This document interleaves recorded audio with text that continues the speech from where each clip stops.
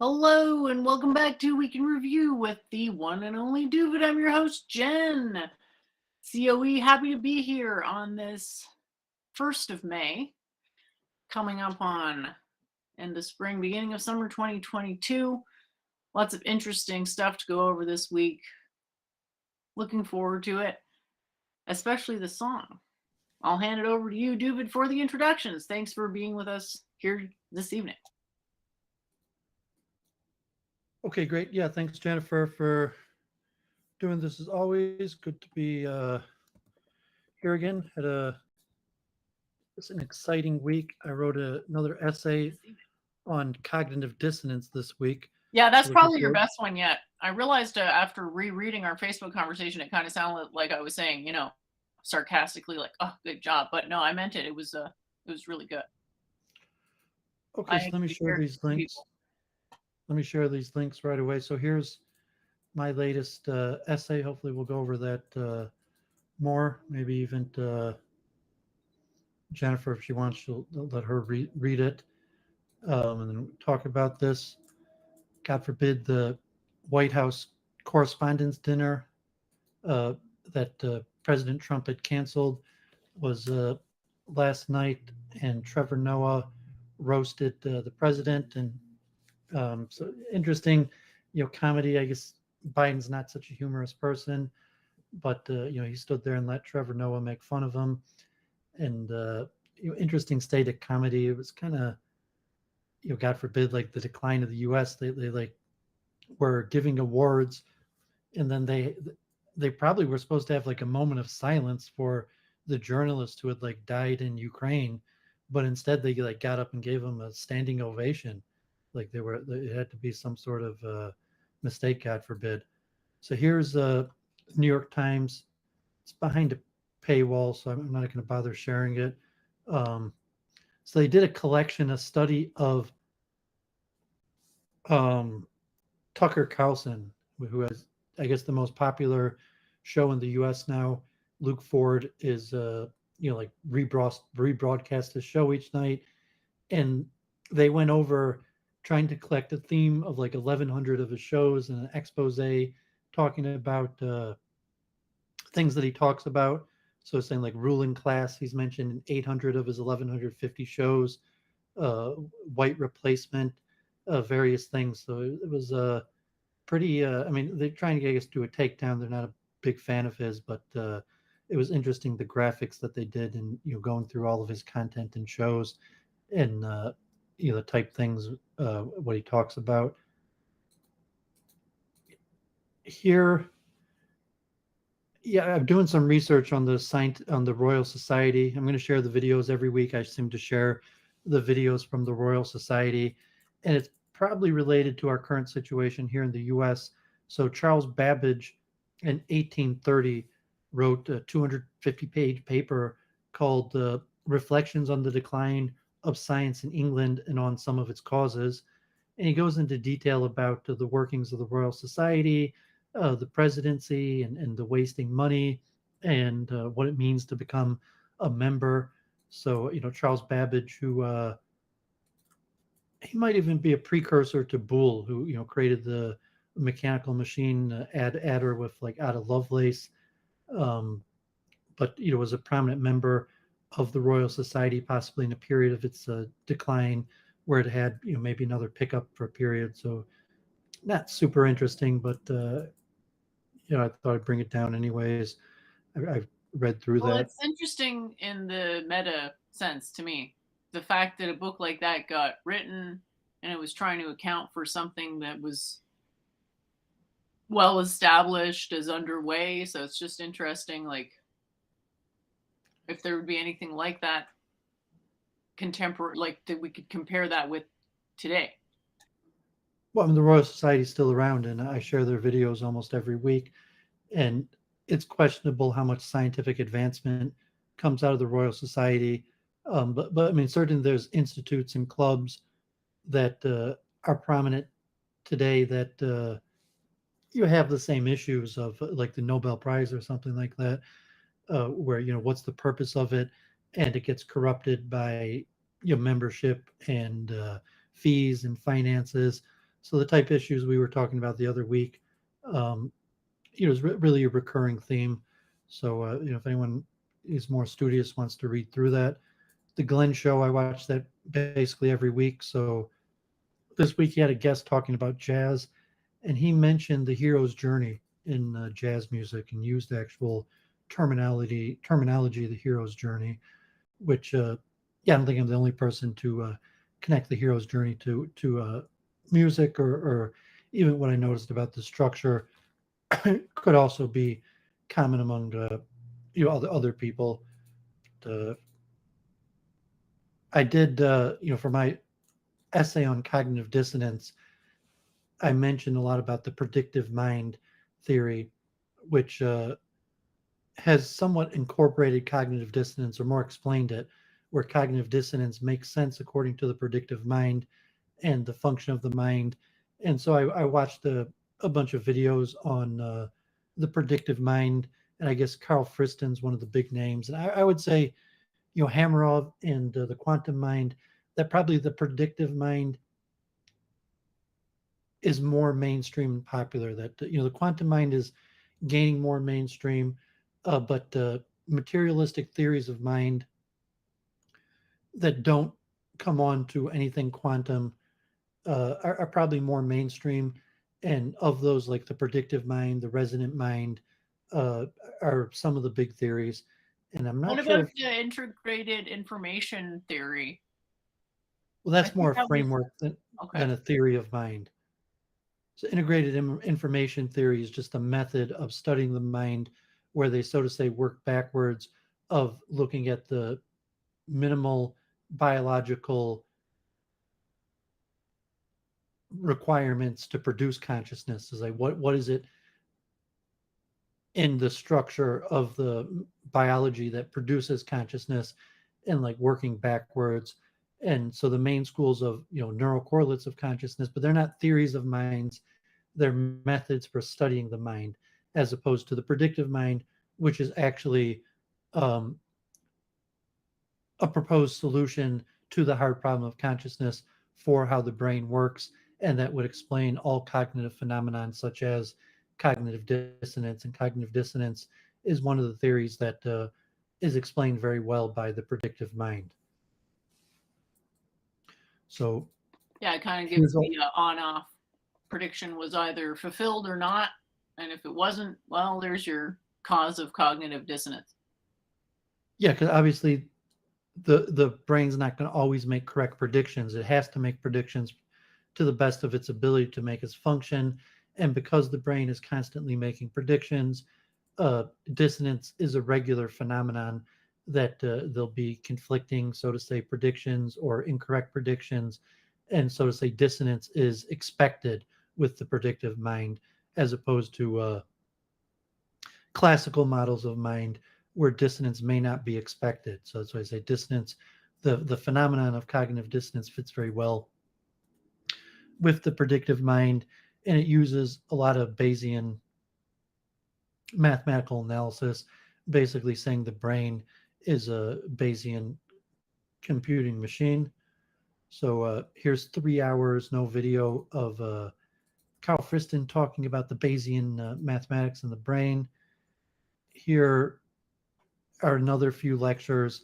The predictive brain is the one that leans the most off of computer science, and that I would say is the reverse of anthropomorphism, which is I looked on, someone said possibly de-anthropomorphism, but saying that the mind operates like the computer, because we know how the computer operates to a much greater extent than we know how the mind operates. So like the Friston predictive mind Bayesian analysis is more mapping the computer onto the mind. And so there's a lot of this one's actually from DeepMind itself, that if I do more chess studies, and talks about Shannon information theory. Did you get an actual answer as to what the word was? I don't think there's a word. So I just found that someone used the expression de-anthropomorphism as the opposite of anthropomorphism. And so maybe we could coin a word, or to um, It makes more sense now from the first time that we talked about it, because anthropomorphism would be like attributing human qualities to the computer. So the reverse is attributing computer qualities to the human. So maybe reverse anthropomorphism is the correct term. Yeah, D is probably reverse anthropomorphism is better than de-anthropomorphism, because that D just implies like on doing, and whether you could do like a machine morphism, or if you need something to imply that anthro and the machine in one word. But so let me keep on clearing these links. So here's more on machine learning with human supervision on neurological signals, and this is machine learning algorithms that have ran to try to understand brain imaging, and some of the most latest results on that. Shalom done. Here's more recent progress into predictive interference, and it's pretty mathematical. And I said that it's reverse anthropomorphism, and mostly based on computer science. I watched all of these today. Art and the Effect of the Predictive Mind, which I guess was some sort of seminar a year ago, and it included Carl Friston, but a bunch of people, and specifically was about how the mind understands things like music. So those were pretty good. So this week at the Royal Society, the invisible universe from supernova to black holes. Obviously, physics and astronomy has been a mainstay of the Royal Society. So things like black holes are very common. Here's another Carl Friston on active interference, which is let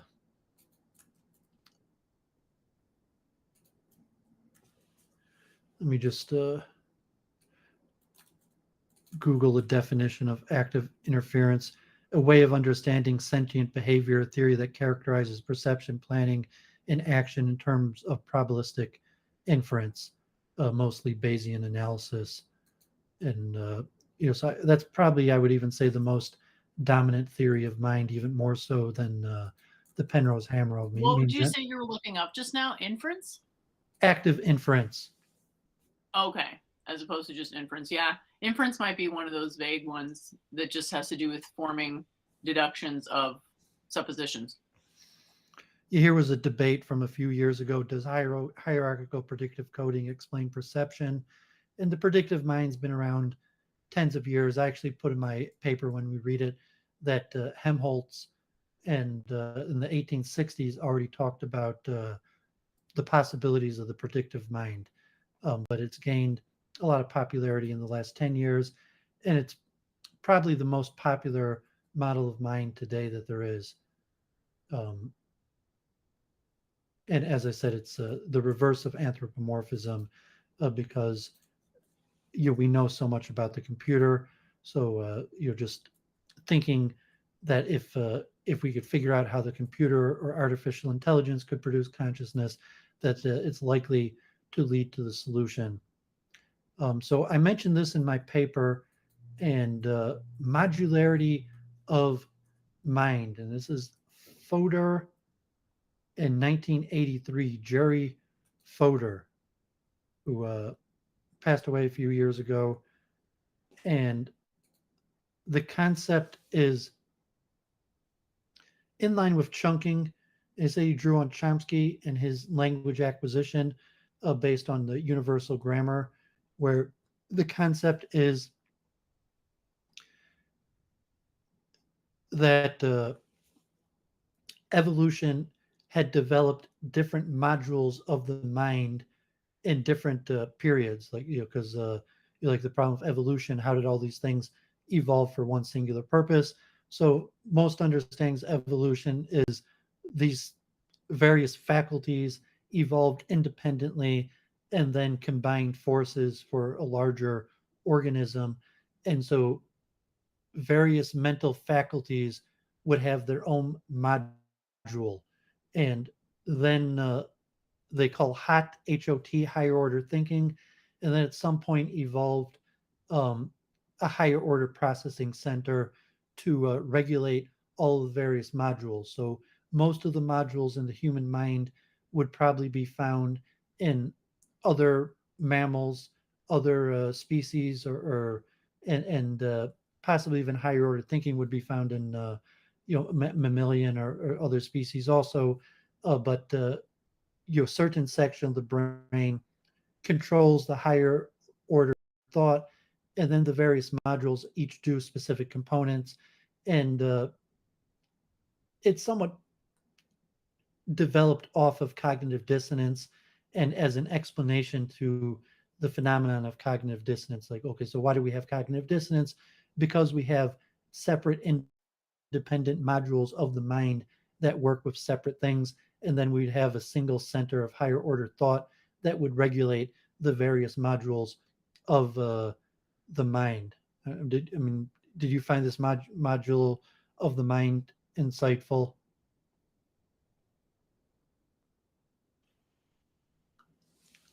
So if she's muted, I'll keep I'm on going. still here. I'm trying to give an answer that makes sense. So let me just think about it for a little bit. Okay, so hopefully when we read my paper, I mentioned that again. We could talk about it then. So I mentioned this one also in my paper. This guy's actually from Helsinki, Finland. Rup Askari Karonen, A Theory of Predictive Dissonance, Predictive Processing presents a new take on cognitive dissonance. And it's a theory of the predictive mind. And he specifically goes into detail of explaining how dissonance works and in terms of sensory input, error prediction, um, leading to dissonance, and that if this concept that the brain makes predictions to interpret the external environment and then our place in the external environment and the best course of action that we should take in the external environment, and has a self-correcting mechanism.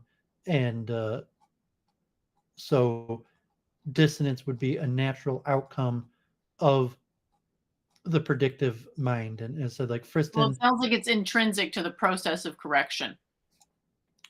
yeah, so I mean Friston is probably the biggest theorist on the Bayesian model of the predictive mind, but this Finnish researcher specifically talked about how the predictive mind relates to the dissonance phenomenon. I've mentioned this, and I think I quote this paper in my, maybe I didn't quote this paper, but I mentioned in my first video on the multiple truth hypothesis, and I mentioned a few times, and hopefully we'll talk about it more today. Here's this popular channel, Veritasium, and they had this video I'd mentioned a while ago on how electricity operates, and this thought experiment that if you had like a extremely long cord going in a loop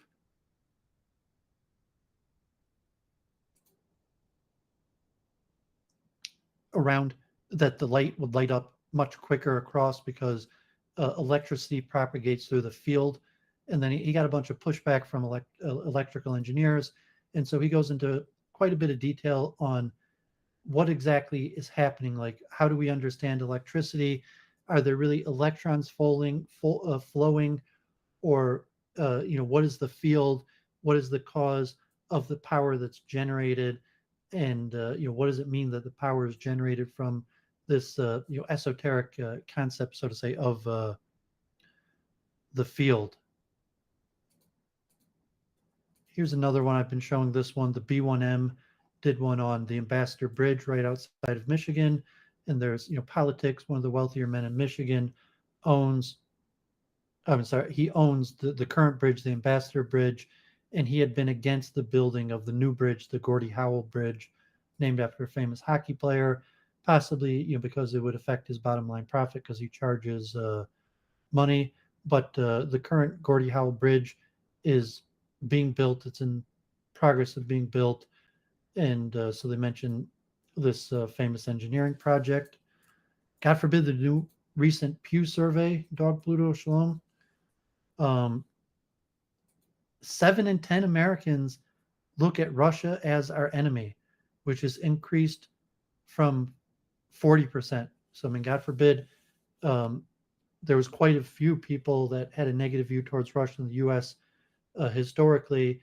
Even half of America looked at Russia just as a competitor, but now it's moved, and the majority, 70% of America, is straight up, God forbid, Russia as an enemy.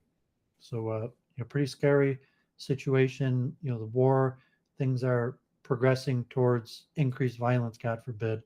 And I also saw a Pew survey on.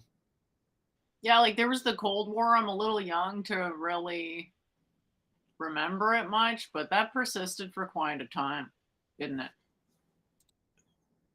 Yeah, I mean, some say it's back to it, and it might even be worse than the Cold War. Relating to where we're actually in a proxy war, right? Some people say, depending on how you define it, we're actually at war with Russia, although we're not sending our own troops. We're actively arming and supporting the Ukraine, who's at war with Russia. So to some extent, the U.S. is currently at war with Russia, depending on how you define it.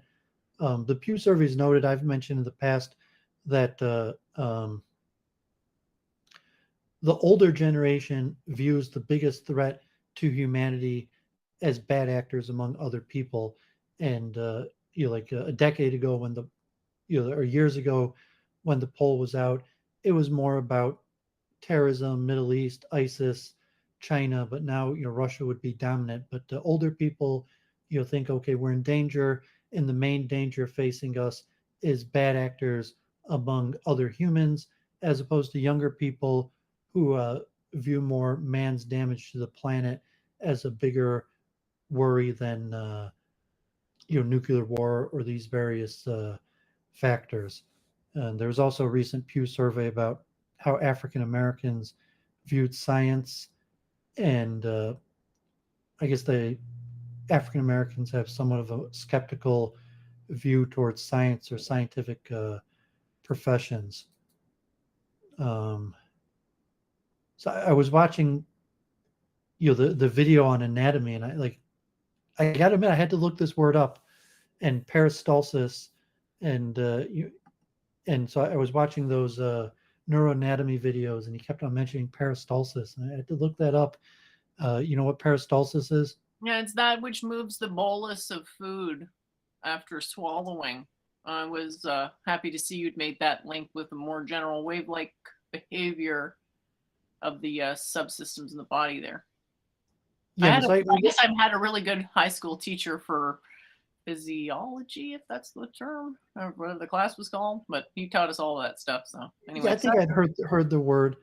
I mean, it means like para, around, stelling, to draw in, bring together, and refers to like the pushing, uh, the esophageal tract, uh, pushing food down or expelling, and so it's really good. It's almost always an involuntary reaction, and so it was making me think of laughter, because you mentioned like laughter is somewhat like a reverse peristalsis. Instead of pushing food down, pushes air up.